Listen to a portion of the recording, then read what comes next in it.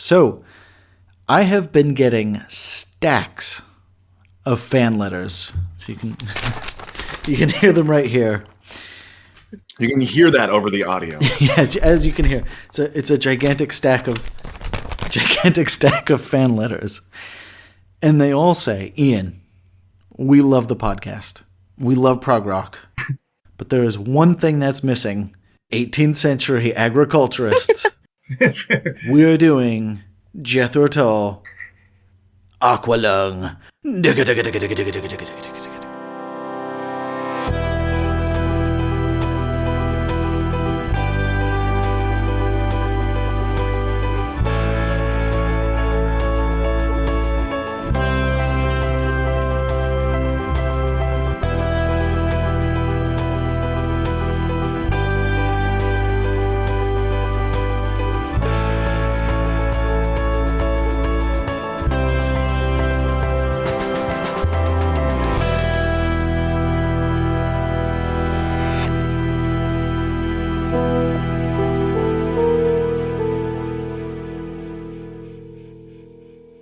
Hello, and welcome to the 7th album in this series of a sort of young person's guide to prog rock. So today we're talking Jethro Tull's 1971 Aqualung. Jethro Tull was formed in 1967, centering on singer, songwriter, and a term you'll become very familiar with, rock flautist Ian Anderson. Unlike many of the other bands on this podcast, Jethro Tull started with a much more straightforward blues band rock style and would evolve until Aqualung would find them stuck with the label of prog rock. Their second and third albums, right before this, Stand Up and Benefit, were well received, and Jethro Tull was on the ascension, so they went into Island Studios in London in 1970 to record Aqualung, featuring Martin Barr on guitar, Jeffrey Hammond on bass, John Evan on keyboard, and Clive Bunker on the drums. So, the album, Aqualung, is divided into two halves. Aqualung, a collection of vignettes and more personal flavored songs, and My God, a mixture of songs meditating on or critiquing organized religion. The album runs the gamut between heavy riffs, flute solos, folksy reels, and ballads, but maintains Ian Anderson at the center of the action, which gives it a really cohesive feel. So this album was another given to me by my mom, and besides the riffage of Aqualung, which I thought rocked, I'm not really sure if I knew what to make of this album, because it felt like really heady folk songs, but I kept listening, and before long, I appreciated the thing for the series of beautiful gems it is. So I don't have much else to say. Besides, this album is great, and I hope you all love it as much as I do. So today, to chomp into this here jazz flute picnic with me, I'm joined by the flutato himself, Ed Thomas. Hi, Ed. Yes, I'm half man, half potato. Half flute? The flucumber, Meng. Okay, hi. And the flueberry, Nick Osmussen. Hi, Nick. Hi, I'm a happy pack of flueberries. So, welcome everyone to Aqualung. Here we are, Jethro Tull, introducing another prog great. Tell me about it. What's your relationship to Jethro Tull, Aqualung, this album? What do you feel? Yeah, so it has always been one weird album to me, coming from this generation. But I think it's a cool album. It grows on me the more I listen to it, and it's definitely one of its own kind in my collection. I was going to say, it's full of weird little gems. It is a bunch of weird, odd ramblings. But Ed, how do you feel about this album? I feel good. I feel good about this album. First time I saw Jethro Tull was on that Rolling Stones Rock and Roll Circus. And I just instantly was like, that's fun. Like, what is that? And I sort of started listening to other albums by them. I didn't even know at the time, but I actually had one of the LPs in my own record collection, which I must have... I'd literally never listened to it. I don't know how it had ended up there, but I had Songs from the Wood in there. So yeah, that was the first album I got into. I listened to that quite a lot. From there, I just started from the beginning and got stuck on Stand Up. I've listened to that so many times. So this kind of sits in between those, I guess. Stand Up's like really quite a psychedelic blues rock kind of, whereas Songs from the Wood is just more kind of whimsical, Okay. I suppose you could say. And I guess, Aqualung is closer to stand-up, I think. I love the acoustic guitar in that. I think the time is interesting. You can see the link, the Island Records and the stuff going on with Zeppelin at the time. You can see some of the commonalities and maybe some of the stuff that Jimmy Page was listening to, Burt Youngst, people like that. I was a big fan of that sort of folky, interesting, noodly acoustic guitar playing. I mean, this is concurrent with Led Zeppelin 4, but obviously this is hot off of Led Zeppelin 3. So this is kind of that same bluesy, folky, freaky. Yeah, well, I know those guys were kind of not just aware of each other, but I think they kind of enjoyed each other's thoughts and stuff. I don't know. I like to think that it was, but this album specifically was recorded down the hall from Stairway to Heaven. So that's a bit of synchronicity that you get these two classic rock hits. I think these guys have got quite a lot in common. It's odd to say that because Jethro Tull seems like so much quirkier. Weirdly, I like them for a lot of the same reasons.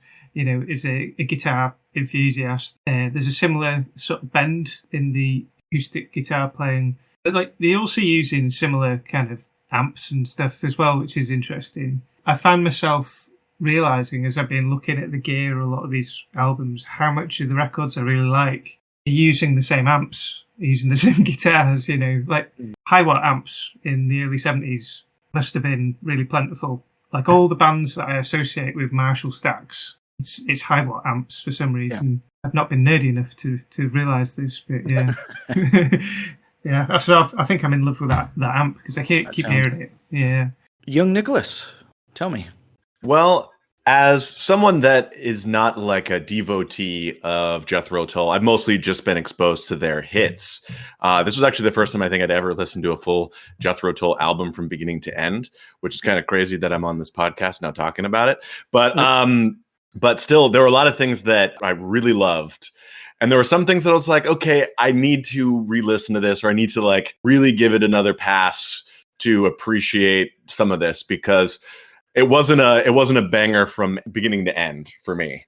Like the first half, like the Aqualung half, I was like, Ian Anderson's a genius. Okay. And then it starts to lose me a little bit by the end, a little bit. And I'm like, okay, this is just the middle of the album downswing. And then it never really grabbed me again until this, like near the end of the second half. My God was an interesting song. I liked some of the things that they did. Hymn 43 was also pretty interesting. In terms of like a singly kind of song. I guess it's just the middle of the album, mostly up to me, where it started to lose me a little bit. Because Aqualung, they took all of the big swings that Led Zeppelin didn't in terms of like creativity. Like they still have like the really powerful driving riffs, and Clive Bunker on the drums. Really great drummer. Super underrated in terms of what I think of when I think of, like the greatest drummers. I was really impressed with his drumming, and really impressed with Ian Anderson with his style of singing. Because throughout the album, I was trying to think of other bands that like tried to copy Jethro Tull. Obviously, there's no rock flute that really reprises in any popular manner. But there weren't a lot of bands like, with sort of the, psychedelic rock revival that we've sort of been going through the last decade. There aren't a whole lot of bands that have tried to copy their style, which I think is really interesting. It's kind of like Queen, where they're like one-offs. They're like, hey, we're so unique, no one can copy us. To answer 2 points there. So Jethro Tull is most known for the flute. They are the rock band that has a flute player. And Ian Anderson said, I didn't want to be a third-rate guitar player. I'd rather be a second-rate flute player, something delightfully self-deprecating. But the point is, he was like, to differentiate myself, I have to play a different instrument to do solos with. So he chose the flute. The next point you made there, it's very interesting that you said that there was ups and downs for you, because I actually wrote, this might be one of the few perfect albums. This is an album for me that has almost no fat on the bone. And I think the fact that it's all centering around Ian Anderson, as you say, these other musicians really provide a lot of like great parts and stuff. I can feel that it's the thoughts and words of Ian Anderson, and obviously his voice centers everything. And I am charmed that he then succeeded at almost what he set out to do. As you said, no band sounds like Jethro Tull. And the fact that he said, I didn't want to just be another guitar band, so I chose the flute. I actually really like that it kind of worked. Because I will say, this for me might be one of the, I'm doing quotes here, best lyrics of any prog album, probably till Dark Side. I feel like these are the lyrics where we won't get into the Beatles, because I think obviously the Beatles have their legendary status and whatnot. But I think in the rest of the spectrum of prog, these are lyrics that are about something, they're coherent, they sound interesting, cool, beautiful, literary. Like there's so much in there, it's not just fanciful nonsense, nor is it just rhyming couplets. I'd say this is some of the best, again, with the quotes, best lyrics in prog that we have done and will do until Dark Side. Yeah, I'd say I massively agree with that. It's like the words kind of paint a picture. You can see what he's talking about. And for someone who's not normally really dissecting the lyrics, I do find myself really getting, kind of swept up and given a visual experience when I'm listening to this. And I think as well, having listened to the two previous albums, the clarity of his singing voice, I think, is stepped up a notch on this album. I think there's a couple of times where he kind of reminds me of Justin Hayward, which I think is an odd reference because he's still being quirky, but when he's clear, yeah, there's a couple of songs on there. I was just like, that jumped out to me straight away. I think it's Wind Up. Wind Up, I think the way that one starts off, it sounds like a Justin Hayward song.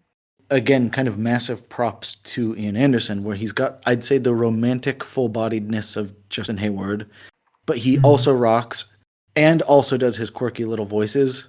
I think his vocal range is incredible. Yeah, it suits whatever he's singing about. If he's singing about something nasty, he'll put a little nasty crunch in there or whatever. But, for someone who you're there thinking his amazing acoustic guitar playing, amazing flute playing, his acrobatics on stage, Yeah. But yeah, the voice, it really rings clear. And it kind of reminds me of different people at different times. Like Donovan popped up in one of them, I think. Not really. I mean, it just... reminded you. Yeah, I think it's Cheap Day Return. I think is one reminds me of Donovan. Yes. Quite a bit. So to go a little bit into his voice, he has multiple times where he'll end a line and he'll kind of laugh to himself. But even when he laughs to himself, depending on the line that preceded it, it can either be a really dark laugh that makes you feel like, ooh, this is sinister, or oh, that was a really silly line. So I'm just kind of chuckling at myself oh, that was fun. It adds an interesting dimension to the song because it's not true in a lot of different singers. They don't express their personality outside of just singing the words. For it to sound real as well, there's not many people who can do that. I think the one that pops to mind is Hendrix. When he does it, it's like he's just vibing. Well, actually, it's funny you mention that because obviously Hendrix is a singer/guitarist, and I think John Anderson is a singer/guitar/flutist. But this is to say that I feel like John Anderson is woven into the song. He's not some vocalist parachuted on top of a song. He is the song, and then everyone else is coloring around him. The one other point I'll make about this, so Ian Anderson said that this album was a real cacophonous mess to make, as in the studio itself was a very cacophonous, loud place, which is very interesting to me because I feel like this album is unbelievably clear, and I think that's probably something to do with their arranging, but I feel like they did a really good job of keeping all of the elements really clear, and it's one of the most unusually arranged albums I've ever heard. Yeah, without getting too far ahead of ourselves, I'm not the sound engineer, but I know that it was remastered because someone thought, that the original was poorly recorded. And so maybe what we're hearing is the cleaned up version. That's just from looking at the history. So yeah, Ed, I'm sure you have a lot to say about that. The recording I was listening to has got an interview at the end, and they talk about how Zeppelin are downstairs in a smaller room, which was the preferred room. And they got there first, and they were upstairs in the big room, and it was basically the back of a church. So they had a lot of unwanted noise and stuff. And Ian Anderson himself said that it's not his favourite sounding album, and I think what you can hear is something that's been fixed in the EQ on the more modern remasters. But I've not heard it on record myself, so Maybe that's just him being a bit self-deprecating. I don't know. Like maybe it's better than he's making out. But he seemed to give the impression that he didn't like the sound of the original masters at all. I was going to say, I guess my feeling more than any mix or mastering of this, I feel like their arrangement was so clear that there's like interesting lines floating through. And I obviously with that type of thing, it's dangerous. And I guess you could mix it into grossness. Maybe having that big room kind of forced them down the line of using more or relying more on the acoustic guitar and, some of the piano lines because they actually really work in that environment. Yeah. Or I'd imagine they would. That it kind of cleans up the sound if you've got a big noisy room. I think it would be noisy in a nice way. Yeah. It's if it's the back of a church, then it's designed to give additional space to singing. Yeah. But if you're there trying to record drums or guitar, that's got to be quite annoying. For the more acoustic instruments, it'd be really nice. It's interesting that it was recorded basically in the back of a church with all of the religious themes that get brought up through the whole album. Oh, yes. I didn't think about that. No. It's almost like sacrilegious on purpose. Ironic. For irony's sake, yeah. There is a quote from the drummer saying that if you mention that the album has got similar themes to a couple of Americans, then they'll say it's a concept album. Well, we're a couple of Americans, and we say yeah. Yeah. So you might be proving the point there, but I think it isn't a concept album. But I reckon you might be right there in that you can't help but be influenced by your surroundings, surely. I don't know concept or not concept. I will say that I think the two halves for me of the vignettes about weird characters and then meditations on organized religion or his feelings towards God or whatever, there are two thematic halves. I don't know concept or not concept, but I would say those two themes are very obvious to me. Yeah, if Ian Anderson says it's not a concept album, then it's not, because he's the one who wrote all the words. But me as the president of all Ians, I vetoed him. There's definitely a loose theme running through it. It's a thematic album. Yeah, but I think surely that happens to everyone. When you go through a phase of songwriting, the same ideas come to mind. Whether you try to or not, it's going to happen. I think he specifically has written about things. Like, no one says Nursery Crime's a concept album because it's just a bunch of nonsense. Delightful nonsense, but it's just a bunch of, like, random stories. I think if you're writing about things, you run into the danger of you accidentally write about the same things. Based on Ed's earlier point on the lyrics, painting pictures, a lot of lyrics at the beginning didn't really make sense to me because I'm, like, from a completely different culture background. A lot of these religious things... and these social outcasts. Like characters. Yeah. Somehow the first couple times when I listen to it, it gives me the message that there's something deeper behind these montage of images. After doing some research, of course, after some reading, it starts to make more sense. But still, like I do not understand every song. We'll discuss that specifically later. And also, I think the artwork that is on the cover, the album cover, the type of the oil painting, the type of the genre of the... Here we go. So the oil painting style on the front and back of the album, which is Aqualung himself, and then a bunch of crazy preachers, resonates with you thematically because it's like the religious paintings of the old masters or something. Yeah, it fits the theme. If you close your eyes, that is a picture you would see while listening to the album. Yes, yeah. Just a side note, just because this does delight me. When Burton Silverman, the guy who was commissioned to paint the painting, was like, what do you guys want? And he's like, okay, we want Aqualung, but do not make Aqualung look like me. And he just made Aqualung look like Ian Anderson. So, anyways, delightful little side note. Right. But yes, that's actually a really cool point that I hadn't even thought about that, but the album art really resonates in the my God sense. So, we kick off Aqualung with Aqualung. The song itself was based on a series of pictures that Ian Anderson's wife at the time took about various outsiders, homeless people, etc. Now, interestingly, for whatever reason, I've just taken the song at face value, like, it's about a pervert called Aqualung. Named so because his voice sounds like the scuba canisters, which are called Aqualungs in Britain. so his breathing is labored. But in fact, it is not a song about perverts. This actually became very obvious when it was explained by Ian Anderson. It's a song about how we look outsiders and fill in perhaps really negative stories about them. And I was like, when it all came down to it, I was like, oh yeah, like that's what it is he's saying, this is what I think you're doing. This is who I think you are, but we don't know. And so he's looking at these pictures of outsiders from his wife, and he's coming up with the stories he thinks that people would have about these people. And they're not always flattering. Yeah, it's a really good thing to have pointed out. I think Ian Anderson wants to look at society and make us see it from a more empathetic perspective. And he's doing that through basically shaming you for your thoughts. And I kind of like that. I think it's quite powerful. And it's a theme that comes up in later on in the career quite a bit. He's a people watcher. It's very interesting that they would put Aqualung on the cover, that they make this the centerpiece. Like it's about an old homeless man. And this rock band has made it the centerpiece of the album. Uh-huh. I was like, that actually is really, really cool, and really, that's a bold move. But, talking about Led Zeppelin again, it's not too dissimilar to Led Zeppelin 4 with the guy with sticks in the bag.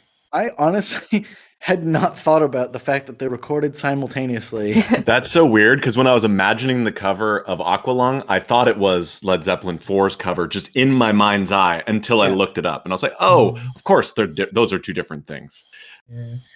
Well, this is a lot of synchronicity. It's interesting, isn't it? I personally think that Jimmy Page has always been a sponge of, his ideas kind of comes from things he's, in the vicinity of. And I don't mean that in a negative way, but I think... Yeah, he's just a creativity sponge. Yeah, I think he was influenced by Ian Anderson in a good way, Yeah.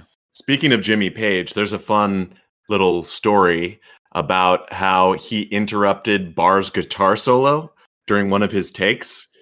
Like, Barr thought it was interesting because they were in the same studio and he hadn't seen Jimmy Page for a while. And he was like, oh, Jimmy hasn't come up. He must be busy. And then when Jimmy finally comes up, Barr is in the middle of doing that solo. And in his head, he was like, if I don't do this in one or two takes, then it's going to become too fiddly. Like, I want to do this now.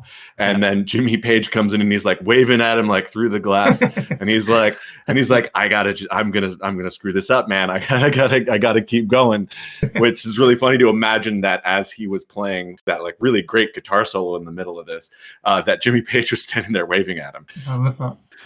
So this brings up a point, and I don't have a deeper point than this, but as I said at the top, this album was recorded in the vicinity and time of Stairway to Heaven. It does just blow my mind that all of these things that we love, that we've been talking about for 6 weeks now and we'll continue to talk about, were just some guys in a studio doing some stuff. Like, as a metaphysical point, it does just blow my mind. I have no deeper point about this, but I was just thinking about, like, they're hanging out and Led Zeppelin's there, and these amazing albums are being created, and they're just some guys fudging around, and now the album is like hefty. It's like a thing you can hold.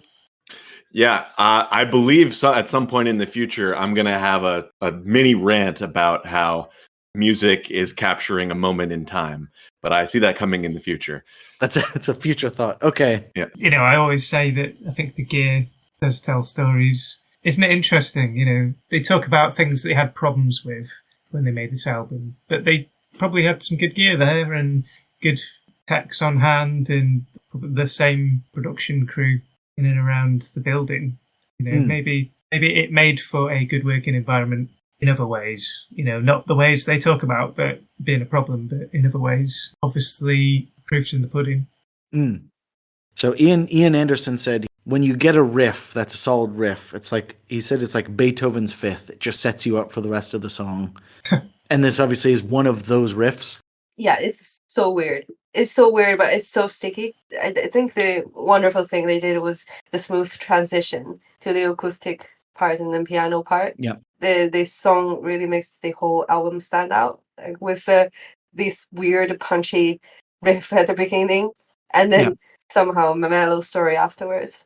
I think it's pretty cool. Yeah, that it fades away from the heavy riff into the tale of that man. Well, there's like multiple vibes that are given off in this song. It sort of shifts a few times, doesn't it? But yeah, it's an incredible sound. When I first heard it, I was like, oh, what fuzz pedal is that? And then having looked into it, it's like he isn't using one. It's that high watt amp again. I think there is a treble booster into that high watt. You hear it with Sabbath. It's the same setup. It's a similar sound. I mean, it is funny you mentioned Sabbath. I wrote, I think, multiple times throughout my notes here that sounds like a Sabbath riff. That sounds like a Sabbath riff. Yeah, it does, doesn't it? I'd say more than Zeppelin. It's like I almost hear them and Sabbath together. Yeah. Like I say, it's Tommy's using high watt amp and a treble booster. Tommy Iommi from Sabbath. From Sabbath, yeah. And briefly in Jethro Tull. Yeah, 1 week I think it was. Making the cameos. Yeah. But it's not fuzz. There's no fuzz in there. Yeah. It really sounds like it. I think it's just the way that amp just breaks up when it's hooking. It's a big amp. I mean, I think it's the amp and then the fact that everything's in unison. When they go dun, dun, dun, dun, dun, dun, and they do everything in unison, I think really kind of lifts the riff. Yeah, there's some good double guitar lines in there. Not that main riff, but there's some other guitar lines in there with the riffing together. But yeah, like when the acoustic instruments kick in, like the bass, the bass tones on the piano, the bass, and the acoustic guitar, I think sound phenomenal. Wow. You were wowed. I was wowed. So some thoughts on the riff. You're right, Ian, when you say it's like a riff that is something out of like orchestral music. And I think that has to do with the fact that they do all play on the same beat. That's not done that often as you would think. And something that I wrote as I was listening to it, having heard it many times, I was just like, like the combination with the lyrics and the way that like the band's all playing together, it makes you kind of feel uncomfortable a little bit. Like you were talking about having multiple vibes. Like that's one of the vibes that I got from the beginning. Uncomfortable. Yeah. Like feeling like a dead duck. Yeah. No. Isn't good. We're talking about at the top about what I thought the song was and then what the song was actually about. It captures both with the two halves where you've got that meh, meh, meh, meh, meh, meh, and it's creepy. And Aqualung's like trundling down the road and you're like, oh, I don't want a piece of this. Then we break away and it's like, oh no, poor little guy. Like, this is actually his life and it's kind of sad. So you go into that and then it comes back for some rocking. Yeah, those tempo changes just give it more of an anthemic feel, don't they? Yeah. Mm-hmm. And I was going to say, it feels like one of these classic rock anthems. I have to say on the subject of lyrics, I think one of my favorite lyrics just on its own is Salvation a la mode and a cup of tea. Yeah. So great. So colorful and interesting to think about. Like, Ian Anderson, you're an interesting guy. That's what I was getting at with the lyrics. Is it's they're lyrical and singable and literary all in one. So the only final note I will make is there is no flute on this song, which I was just like, hey, that's so weird. It's like their song and their instrument, but nary did the twixt meet. Anyways, off we go now to meet Cross-Eyed Mary, who's another character on this side of the album. And as far as I know, she is a lady of the night or something. So Ian Anderson said that she is a schoolgirl prostitute type, which isn't great to think about. But then he goes on to say that she's kind of like the Robin Hood lady of the night, where she takes money from those she can and gives away services to those who can't. But Mr. Aqualung also appears again in this song, and just what the Mr. Aqualung. That's Dr. Aqualung to you. No, it's a schoolgirl and a homeless man. And I think that was the thing, is that's why people started to think, oh, it's a concept or something. I think that was like where the seeds get planted. And again, this is another story that you can hear the story. Even if there's no story, you can hear the story. I think it's another example of him kind of subverting your expectation regarding the social commentary or what you think it's about. Like you say, this is someone who, on the face of things, is supposed to be a schoolyard prostitute, but who's doing so to help others. No. It's not what you'd imagine. It isn't just exchanging grapes for kisses behind the bike shed. Yeah, I think on a musical note, I was just going to move on to that. On a musical note, this is where I really noticed how they arrange this kind of folk style, where they have him singing, and then they arrange the instruments around him. Various instruments kind of float alongside of him. And the whole album is kind of like this. I really, really liked that about it. Well, I gotta say, like the beginning, the way that they build tension with the flute riff at the very beginning, and just the sort of driving into that full groove where eventually Ian starts singing, and then the drum part picks up, and it really sounds a lot like a John Bonham drum part in the way that it's just slightly syncopated, but it's still driving. If that makes sense.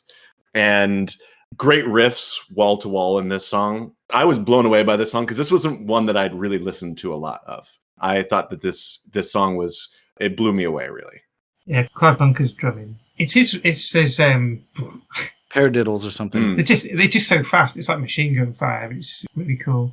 Yeah, his fills they're fast but kind of musical, interesting. It's not just big fan. I think he goes on to retire after this album, doesn't he? He just goes, shame. It's really good. Yeah, shame. It's only the second song on the album, but you just got piano and acoustic guitar, so yeah, it was kind of cool to hear the organ being the more focal instrument in this track. I love organ. The opening sets the scene. It gives it's just a atmosphere in your face, like the creepiness in your face of these outcasts. Something that I thought was interesting, and I might continue to do this, is I did all my research before I listened to the whole album. So I sort of prepared my brain for, the factoids that I had looked up. And I knew that this was covered by Iron Maiden before I listened to it. And so when I put it on, I was like, oh yeah, this totally sounds like an Iron Maiden song that they would cover. Okay, yeah. You can get the heavy riff influence on later bands, but putting it all together into the wonderful smoothie that is Jethro Tull is hard to do. I think that's actually something about Jethro Tull's specific heaviness, because I think it comes more from a folk slanted background. It's not just like we're going to set up a sweet riff and then kick in with some drums. Actually, every song sounds really unique and really light and fresh, even if there is a heavy riff or even if there's some heavy drums as there are here. So we go up to Preston Station, where I have been many, many times in my life, for Cheap Day Return. And this is a song about Ian Anderson visiting his sick dad. I think he's actually originally from Blackpool. So Preston is where you exchange trains from the south to Blackpool. And he's visiting his dad on a cheap day return ticket. So this is the first of the little kind of acoustic ditties that sprinkle through this album. And obviously, Aqualung, absolute banger. But for me, the quiet acoustic songs give this album a lot of life. And it ties it together as kind of an experience, and it makes it feel more cohesive. Yeah, I think he's clearly someone who writes on the acoustic guitar. He's got a lovely way of playing, he's got a lovely feel. I think I said before that this song reminded me quite a lot of Donovan. Yeah, I think they have a similar flavour. Maybe, I just think he's got a real talent the way he picks melodies to play, and he said himself he'd rather be a second-rate flute player than a third-rate guitarist. Yes, there are people out there who play better, but he plays it with such soul. You can really hear his warmth of character coming through on the guitar. I think he's a much better acoustic guitar player than he gives himself credit for. That was the thing that I was probably the most impressed with, other than his lyric. And I guess I was just impressed with his songwriting style in general, listening to this all the way through, which you don't really get from the hits. The other thing that really impressed me, if we're getting on like a next level down in terms of scope, is his ability to play the acoustic guitar, because most lead singers aren't that focused on being that technically proficient in whatever instrument they're using to write with. And that's speaking as someone that does that. Yeah, no, I was going to say, I think the guitar work is exceptional. The Mellotron makes an appearance in this song, which it's everybody's favorite tape keyboard, I guess. But this one did draw a lot of interesting possible inspirations for my indie heads out there. If you know who the Dirty Projectors are, listen to Cheap Day Return and then listen to a couple of their songs. You'll probably see a lot of similarities because they're one of the sort of Vampire Weekend, Greenwich Village revival groups. Yeah. About the lyrics, I think the song is short and sweet, but it's complete. it's a complete story, and it's the way he tells it is very English. Is you don't understand what is going on till the very end. It's 1 minute something, so it's quite tiny story that he just chucked in there. Interesting.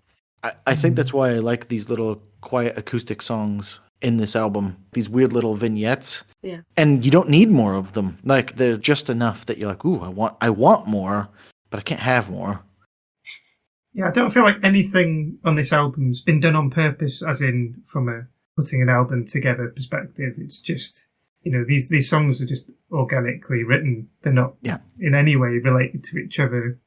Scrap that. They're obviously related to each other. But you know what I'm saying? Yeah.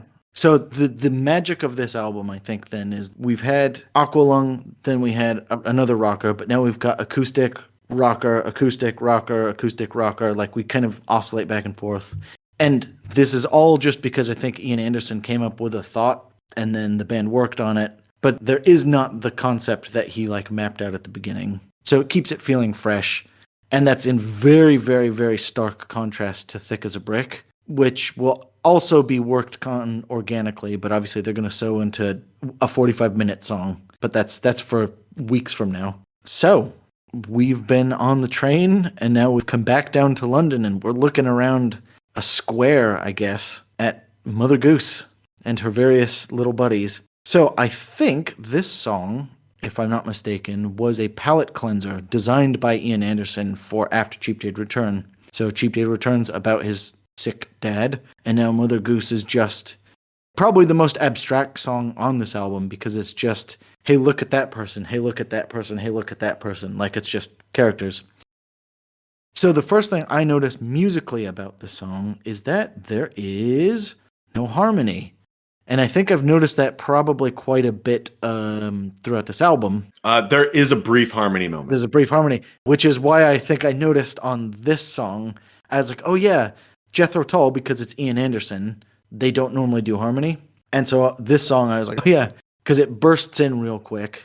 I think they go more in the Genesis route of quirky, interesting, theatrical vocals, rather than the Yes route of multi-layer harmonies, obviously, because it's just Ian Anderson. Yeah, I think he's got enough of his own character in what he's delivering anyway, that there's no requirement for anything. I think you'd be labouring the point if you tried. Yeah, I think it would sound weird. And I also don't know if this is actually true. But you know those voices that shouldn't have harmonies? I haven't actually looked into this scientifically, but I do feel like there's maybe some voices that should not be harmonized. And I think Peter Gabriel lucked out because Phil Collins has the exact same voice or thereabouts. But other than that, there's a lot of voices, I think, that should not have any harmonies. Unlike, the Beatles sounded fantastic in harmony. I listen to a lot of music that has minimal musicians in it. So, I never feel like it's something that I really listen out for, something that's a requirement. So yeah, if anyone to think, there's something missing there, it seems odd to me. Yeah. For someone who comes from a blues background, it's always the way to think about the character of the voice first, not necessarily to go layering voices on top of voices just to thicken something out, Then coming from the prog thing, I think then it's interesting that Pink Floyd, Beatles, and Yes all went very heavy into harmonies. And at very least, they all went into doubling quite a bit. I've heard Paul McCartney talking about how him and John just both wanted to sing the songs, so they would just both sing, and then they just kind of were doing double tracking, just organically. It's not like they had designs on, we're going to double track everything. It was just they both wanted to sing. From a folk sensitive ear, I think this is full of character. It's full of character. Like the voice on its own is full of character. But, the first thing you hear is this beautiful guitar work. Ian Anderson talks about wanting to have done sort of like a Bert Youngst influenced piece of music. And it's all over this. And again, there's that link to Jimmy Page, who also has tread that path as well. It's almost kind of like a medieval sound, this sort of modal stuff. It kind of reminds me of some like Going to California or Gallows Pole by Zeppelin, So there's, these chords are being tread at similar times. I find that interesting. Yeah, I wrote down in my notes, it said it reminds me of an English medieval fairground. Yeah. the pairing between the flute and the acoustic guitar, and it's a lilting rhythm without it being 3/4. Yes. Yeah. Which I thought was interesting. It's got like a skip to it. It's easier to evoke that sort of feeling with a 3/4 because just the natural sort of waltz step that you go with it. But it is a well done piece of modern folk expression that I really enjoyed. The lyrics, I was trying to discern them without looking at them, and it really is just a bunch of whimsical characters. I was going to say, there's a line in there like, then the chicken fancier came to play with his red beard, and his sister is weird. She drives a lorry. He's. Yeah. Is it worth mentioning? Was it weird to drive a lorry as a woman back then? I just find it interesting that the chicken fancier is not the weird one. Yeah. Oh. Interesting stuff. Yeah. I read somewhere the lyrics is about the old fairy tales. I'm not sure if I haven't fact checked it, but I don't understand it. This song doesn't make sense to me lyrically. So just real quick, so you brought up the fairy tales. Who is Mother Goose? So Mother Goose is an imaginary author who composed a collection of French fairy tales, and then later on that was abstracted into English nursery rhyme. So it's gone through a couple layers of abstraction. I mean, I guess it's just maybe none of these are about a specific nursery rhyme, but I can kind of just see maybe just the Western European nursery melange, and he's just saying some cool words like chicken fancier. So, time to wonder aloud with Wondering Aloud. So this is another one of the little acoustic blasts. So the fun fact about this, when my mom gave me this album, she was trying to remember what the hit single was, and she told me it was Wondering Aloud. And then when I actually heard the album, I was like, that's insane that they didn't go with Aqualung. Like this like incredible riff, awesome song. To be fair, Wondering Aloud is still probably my favorite song on this album. It's a song about fleeting moments, as far as I can glean. Just about 2 minutes of wonderful little moments. And then I learned that there was a 7-minute version, and I was excited. I was very excited. So they recorded a 7-minute version of the song, and I only bring that up to say I do love the 7-minute version of the song, but I think there was a wisdom to just keeping 2 minutes. I think in the running of this album, 2 minutes acoustic break, it's easily the most beautiful song for me on this album. It paints a picture, bish bash bosh, but like it's just such a little gem. I think this is where we start to begin to see the imagery or themes of religion a little bit, and sort of his own thought on that. He says we are our own saviors. That's me looking at the lyrics now. But what occurred to me at the time of listening was wondering aloud, will the world treat us well? The years treat us well. And then what also is interesting to me is that it has a very clear verse and chorus without really having any repetition. Yeah, it feels like it could keep going. Well, that's what I was getting at with the 7-minute version. Right. They do that a few times. But this is all you need. Yeah. I like that it was truncated. And the bridge is kind of the outro. Yeah. Oh, it's fantastic. I can forgive your mother for thinking that this was the big hitter on this, because if you listen to it in isolation, because of kind of what you're saying there, Nick, like there's a flow to it it's not typical in song construction. That is really like easy on the ears. It reminds me of like Yusuf Islam, Cat Stevens, maybe some of his best stuff. I feel like this should be a bigger song somehow, but it isn't, and it doesn't need to be. It sits on the album beautifully. Yeah. It's just gorgeous. I really love it. It's everything you need. It's lovely. Yeah. Finally, a love song, I thought, but apparently it's about religion. So my read on this was that it's a song about fleeting moments. And maybe he's invoking God betwixt two people, but it's like a really beautiful, like they're eating toast in bed. Will the years treat us well? And again, to your point that you made with Cheap Day Return, that you could get across so much in like 8 lines is ridiculous. Yeah, it is. I guess to back up Meng's point, he uses pronouns like she a lot and you. Yep. And that's very love songy, which we haven't really seen at all in this album so far. And it's not very common in prog rock either. No. Yeah. That's why I say this is the album with possibly the best lyrics in prog. No, but it's what mainstream sings about all the time. But then I think also this is very not mainstream because it's really tender. Like, I think it's Yeah. a really kind of a domestic scene. You know, it's not even two people with a cosmic love, at the club or whatever. They're eating toast in bed. Like, yeah, I don't know. It's beautiful. Little anecdote. At the time, Ian put in Melody Maker, he thought that if he could take his lyrics and Zeppelin's music, they'd make this hell of a band. Well, he said that he didn't mean that in a derogatory sense against Robert Plant, but they never got on afterwards.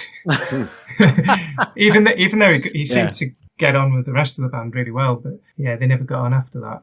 I did hear him explain that it wasn't anything against Robert Plant. It's just, Zeppelin at that time was very blues derivative, and they were using a lot of blues standards and kind of covers and stuff like that. So there wasn't a lot of songwriting at that point yet, but what had been written was written by Robert Plant. So insulted.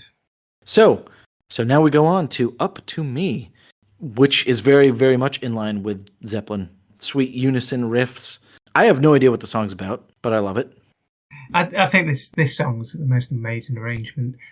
I have never heard flute and fuzz wah together before this, and I think it sounds sick. It sounds so good.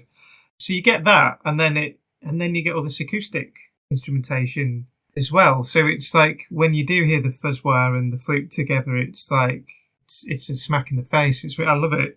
Well, and I think especially because it doesn't have a crushing rhythm section, I think you can really enjoy the guitar and flute playing off each other because there's not like a powerhouse rhythm section blasting in the back. It's powerful in a different way. It's like I don't know. It's kind of visceral. It's this kind of cutting sound, isn't it? I really like it. But I'd never heard that before, and it's good arrangement. I think choice of instruments and when and where they switch is very interesting. And I don't know if this is part of solving problems because of the room they've got to work in or what. I don't know. Maybe they were chopping up their recording a bit more than they normally would. Coming from that kind of folky background, people usually play a song all together. You wouldn't normally put bits together like what we're hearing here, but they've done it in such an interesting way. I really do. I really like it. Yeah. So why I would love to give the middle of the album like another listen is because I think naturally I'm really drawn to melodies. And I feel like the melodies for Up to Me and My God didn't jive with me as well as some of the previous ones because, it starts off with some great, great melodies. And it didn't grab me as much as the early songs did and make me really, really appreciate Ian Anderson's songwriting. I think Up to Me is a rhythm song because he's got that and the song kind of builds on that. So he's just, I think, alternating between like two notes. But for me, it's a rhythm song and then it's a lyric song. But I'm with you. It's not a melody song. Yeah, I'm a Paul McCartney guy at heart. I love melodies. But one thing that struck me as interesting while listening to the song is this is traditional song arrangement in my mind, where it's got verse. I guess it doesn't really have a chorus, but it does have a bridge. The bitter working man part. Common and working I'm man a bitter working man. With a half a bit of bread and jam. That part. Yep. Classic. But great riffs. I didn't realize how riff heavy Jethro Tull was until I listened to this all the way through. Because pretty much every song is riff centric outside of the little acoustic parts. I think, Nick talking about acoustic parts just makes for the next song, really. Oh, yes. And shall we roll on to side 2? My God. Starting with My God. So, the song has a really slow intro. A really nice build-up. It's just really pretty. The guitar work on this, it just... he really is showing his skill here in his understated way. It kind of puts me in mind of sort of classical guitar playing, but also kind of like Spanish guitar. It reminds me of that, it's got like a hints of that kind of Recuerdos de la Alhambra thing, It's just really pretty. But then, I think you hear a bit more of John Evan and his sort of choice of keys and stuff later on in the song as well. I don't think I was really listening into as much. I feel bad for John Evan. I think he's the unsung hero of this album for me. Like him and Clive Bunker probably. In so much as the keys and the drums aren't the centerpiece at all. They just enhance the song just quietly in the background. And I think I didn't talk about it on Wondering Aloud, but like there's just enough piano. It would sound crazy without it there. It just enhances it just that little bit. And I think they both Clive and John Evan knew when to put piano and drums in. Yeah, there's bits of the keys on here where I can't really tell if that's the keys or the guitar. Yeah, it's like it is actually a really interesting tone, but I think it's probably both. But, yeah, I thought the second half of the album, I felt the piano coming through a lot stronger. It's definitely there as a nice accompanying piece, but John Evan really gets to put his musicianship a little bit more front and center at times, because he gets those little moments where he gets to play his piano parts, and they just accompany the acoustic parts and riffs so well. I also think he adds piano in as a rhythm instrument as well on the second half quite a bit. The only other thing I've got to say music-wise about this, we are introduced to the flute solo. And I've got nothing much to say about it. It was such a fantastic flute solo. And I think this song highlights the fact that the flute rocks. Like, he does such a good job. I wanted to make a note of the choral elements that they've brought in for this one to really hit home. Like, this is a criticism of religion. It's like, hey, we're going to throw in some choral music, which could be just, Ian Anderson harmonizing with himself the way that it sounds, because it's so bassy and baritone that who knows what they actually did to get that sound. I didn't notice the song was 7 minutes, 11 seconds after finishing. It's just it's beautifully structured, and it takes you down smoothly. The point of going against religion doesn't really stand out as strongly as the last song, but after I hear the last song, I realized, okay, this is your point of view. I think, as he would have said, it's not pro or against religion as such. I think he was talking about his feelings about organized religion, and that it diluted or caged or something his God.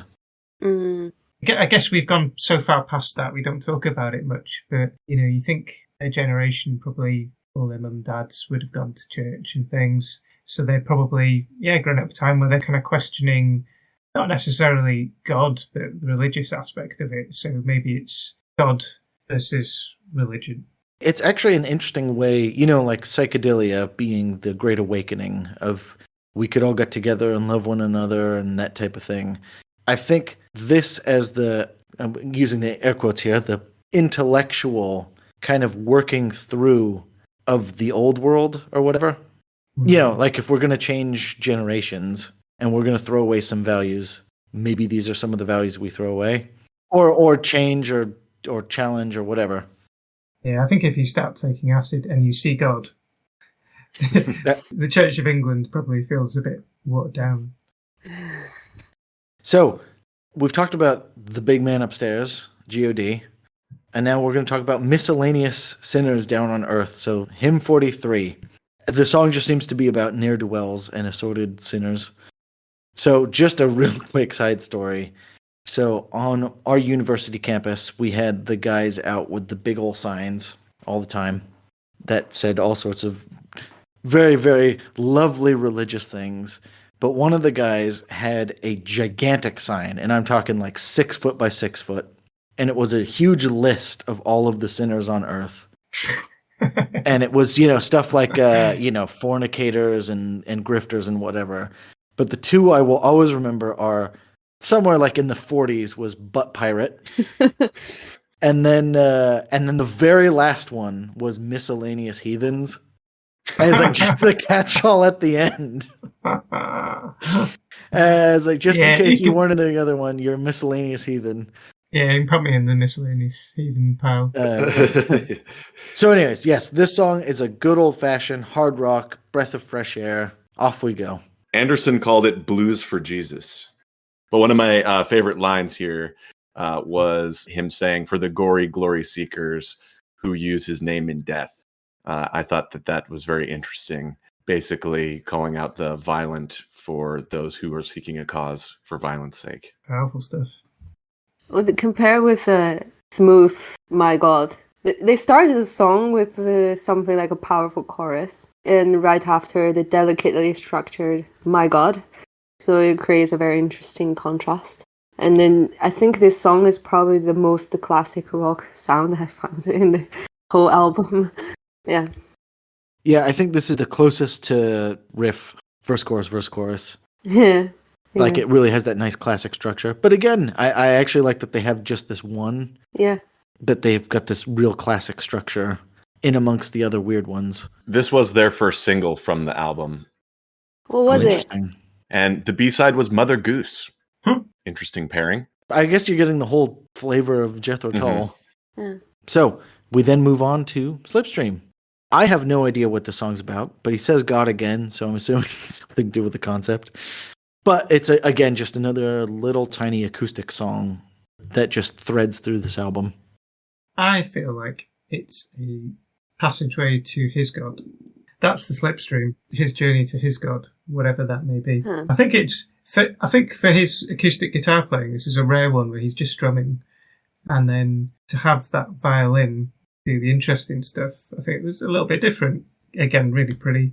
It's not an obvious thing that I think if you paid for a violinist to come in and play, or a quartet to come in and play, it's not that obvious. Like if you, the way it ends, it kind of just, there's this note that just keeps rising and then triples out at the end. It's just like, it's just really interesting. I don't know if that's not Mellotron, is it? It may be using some like slowing down and speeding up of the tape. That's cool. I remember when I was listening to it, it created like kind of a dizzy feeling. Like, whoa. Yeah. Like I'm mystified. So he's taking a typical thing and doing something very interesting with it. Yeah. And it doesn't sound jarring, but I can see where it would take you in a little bit of a head spin in a nice way. On the subject of lyrics for Slipstream, it seems like this is almost like a call for surrender, because he says he's swimming out into the tide and he's paddling right out into the mess. And maybe that's how he wants to connect with his God. It's like, hey, like, I want to surrender to this feeling and not to, these organized religions. Oh, that's an interesting. Yeah, that's You're good. It's a very good interpretation. Mystery solved. Okay, I have no problems with this song anymore. You're like a musical healer. Thank you, Master. So we go on to Locomotive Breath. Just another oomph of a song, and as far as I understood it, it was the runaway nature of the world. It's their 21st century schizoid, man, where it's like the world just keeps chugging and chugging and chugging, and the song just has a lovely oomph to it. Oomph. Maybe this is, again, their really amazing use of rhythm, where it's not just 1, 2, 3, 4.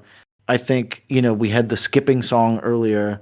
We've had a Aqualung, which is dun dun dun dun dun dun, like kind of real classical boomf, and then acoustic songs with no rhythm. And now this has a real chuggy feel. A lot of rhythmic variation. So, in fact, the chugging rhythm was so hard for the band to perform all at once in their first brush with attempting to play this song together as a band. Obviously, they got it later because they performed it live, but it was so tricky for them that they actually recorded all of their parts separately and overdubbed them so that they could nail the rhythm. And Ian Anderson went into the studio and clicked 2 drumsticks together to create a click track. But yeah, you can really feel how it was hard to get the rhythm, especially these really talented musicians. If they can't get it, it must be a real challenge. Yeah. You think like Pink Floyd later on, and how they've purposely adding layers and whatnot to create the musical landscape. They're kind of doing the same thing here, but it's not on purpose. It's like it's a problem-solving thing. I feel like if they could play it, they would, but it's like, oh, well, actually, if I go in and do this click, and then you've got something to play along to, then we'll all get it on. It's like they kind of discovered this stuff through solving problems, and I think that's what makes this band different to a lot of prog bands. And I know this is very much a prog band. I think what makes them different is it's not like they always have like an agenda. Everything feels kind of natural. I think the organicness. You know, that's the great irony of really complicated rhythms. The most complicated, done well, sound really easy. So when it comes to the lyrics, you mentioned, Ian, it's like the crazy train going off the rails of modern society. Yeah, Anderson, a quote from him is that he said in his lifetime, he was born in 1947. The population of the world had more than tripled, and he assumed that would lead to prosperity, but instead he was witnessing the opposite. And I guess to tie it into the theme, because of course this has to be a concept album, as he uses, a lot of Christian imagery as well. But it could be him saying like, hey, like everything's going poorly now. Like, where is God now? If there is a single, if I have to select a single from this album, this will be my choice. I think this is made for the radio. Yeah. This was actually their second single off the album. Oh, there you go. In my research, I found that I guess there's this constant, interpolation of Led Zeppelin and Jethro Tull. But I think this was the first album that Jethro Tull had done singles on. And it mentioned in that same paragraph that Led Zeppelin hadn't done singles before. So they were like kind of following along. And then they finally caved and decided, hey, okay, good for them. Singles. Good for them. Yeah, I'd imagine everyone would be putting pressure on artists at that time to put singles out. In America, I think albums were more of a thing than in Britain, where people tend to buy singles. This is kind of the norm. I think Led Zeppelin were trying to make people listen to albums. So that's kind of where that comes from. It's not like, oh, we're not doing singles. It was like, well, try this. It's more interesting, Yeah, make you savor it, and then release Dear Maker and the crunge. Yeah. Okay, shall we wind this album up with Wind Up? So, yet again, a song about God, showing up that whole concept thing we've been talking about. As far as I understand, the song is just simply they done polluted God with all of their crazy, societal stuff. Yeah, it reminds me of Brick in the Wall, this one. It's got that kind of feel about it. As far as concepts go, I feel like, it's similar paths are being walked. But I think, again, just listen to the voice on this one. It feels like, again, that Justin Hayward quality's coming through again. Except, there's that bit about the praise. He started doing the characterful stuff in there, but he does have that clarity in his delivery again. And I think it contrasts nicely with the way the instrumentation works as well. So the clever guitar part, it's not on its own, it's with the piano. There's a lot of slick things going on in this particular song. Well, this specific song pulls my favorite trick from the Yes songbook, that they sing the same verse like 4 times and do it differently each time. And I love that they do that, because you're right, they have a Justin Hayward verse, then they have a quirky character verse. They end on the stripped down acoustic verse. I was trying to think what's the meaning of him repeating this verse over and over and over in different ways. Again, coming from that kind of folk background, whether it's English folk or American folk, it's a trope that you come across quite a lot.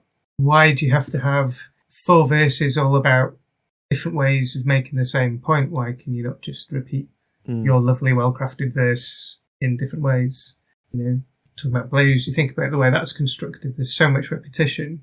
Well, obviously, that's the first trick in mind control, isn't it? Repetition. I was about to say kind of like mantra-esque, where I think you say it and then the verse really sinks in. Also, I think putting it in different musical contexts gives the same thing different contexts. So you can think about the verse. Is he trying to say, I'm sad, I'm rageful, I'm shrugging it off, this was actually a cosmic joke, it's hilarious? And so by putting it in different musical places, he's telling you the same story, but with different emotional valences. I think that's a great point. That wasn't what I was holding, but emotional valence is something that's really important when it comes to narrative storytelling. So really, I think what he's trying to do is he's trying to tell a story here. But instead of telling you a story through like a specific perspective, like about a character. He's telling a lot about like himself, and he's trying to give you the emotional valences of all the different peaks and valleys of this same experience that he's had. And I think the real point that he's trying to hammer home is, if you want to excommunicate me on my way to Sunday school, then have all the bishops harmonize these lines. Yeah. Basically saying like, hey, because you guys won't listen to what people like me have to say, go ahead and excommunicate me. But one thing that I loved about this song, because I'm a melody guy, is this is a great melody. Yep. He throws some blues chords in there to build it up a little bit.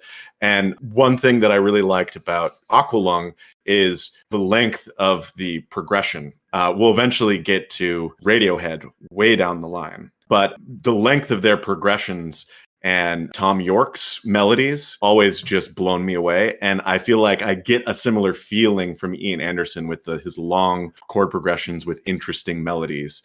And I never got sick of it, even though he repeated it, as many times in all the different ways. Yeah. I mean, that's why I say it's my favorite trick in the Yes toolbox, and I'm glad they used it for this. And I wish more people would use it. It's a lovely one.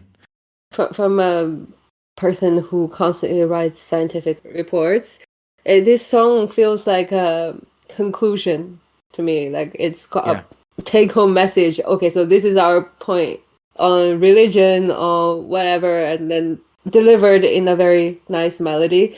It's conclusive, and this is what you've been singing throughout the B-side. Well done. So I think that was my feeling about, to kind of wrap up the second half of the album. I'd always been like, blah, blah, blah, concept. But we've had now 5 songs about various aspects of the concept of religion and or God and or God's relationship with people, or Ian Anderson specifically. And I will say this side, and actually the last side, feels weightier than the sum of its parts. And I feel like that's all you need for a concept album, is if it feels like that was it. And actually, we talked about this with Days of Future Past. What did I say at the beginning of this? Yep. Well, Ian and I are convinced. We're convinced. You just take two simple-minded Americans. Yeah. I have convinced myself. I have walked myself into this corner, but I'm happy here. It's warm. Yeah, no, this album feels like it's about something more than any other album so far, and more than any album for a while. It feels, again with these air quotes, it feels like it's about something. So one last thing about Wind Up is, maybe this is lost in the digital age, but do you think what he means when he says it's not the kind you wind up on Sundays? Do you think he's referring to like a mechanical construct? And he's referring to how mechanical and detached from nature the church really is? And that's why he says that my kind of goodness out there is when you don't have to wind up. You don't have to make, you don't have to construct. That's a fantastic point. I think that's entirely it. So I guess that was Aqualung. I personally have not much else to say, except I thoroughly love this album. Thinking about it, I still agree there's not a strip of fat on this bone. It's all hits all the way down. Mwah, mwah, mwah. Just final thoughts. Even though, I feel like I need to digest certain parts of the album, re-listen. I certainly will, because I really did enjoy the album. And Ian Anderson as a songwriter really impressed me. And even reading the things that he wrote about the songs really impressed me. And I'm always on prog rock for write better lyrics, please. And this really satisfied that for me. Yeah. So I would put this one, even not for being like a perfect album. This is definitely in my top 10, maybe in my top 5 prog rock albums. It's pretty top heavy there with Pink Floyd, but like I really enjoyed this. It's great. Yeah. To quote Nick, it's a really good example of an album of a point in time, whether it's concept-y or not. It's like, this is like a window into Ian's mind at this point in time. Yeah. And you see all the workings in there. He leaves some stuff to imagination, I guess, or he leaves things to interpretation. But yeah, he gives you a lot of his thoughts, and I thank him for it. It's very interesting. So that was Jethro Tull's 1971 Aqualung. I have been your host, Ian Prize. I want to thank my guests, Ed, Nick, Mang. Thank you, Ian. Thank you, Ian. And you can find us on Instagram at ProgFrogPod. And if you have any longer thoughts, queries, questions, feel free to email at helloprogfrog@gmail.com. Please rate us on wherever you're listening to this. It does help, I believe. Aqualung would be Jethro Tull's commercial and critical breakthrough, and due to its heady themes and cohesive style, the music press kept pressing the idea that this was a concept album, even though Ian Anderson assured everyone it absolutely was not. So, acting like a totally mature adult, Ian Anderson said, fine, and created, as he put, the mother of all concept albums, which was one song split over 2 album halves, 1972's Thick as a Brick. But, for now, we turn to our next legendary prog band. Prog rock now had flutes, but it was still missing one thing: costume changes. Join us next week for Genesis's Nursery Crime.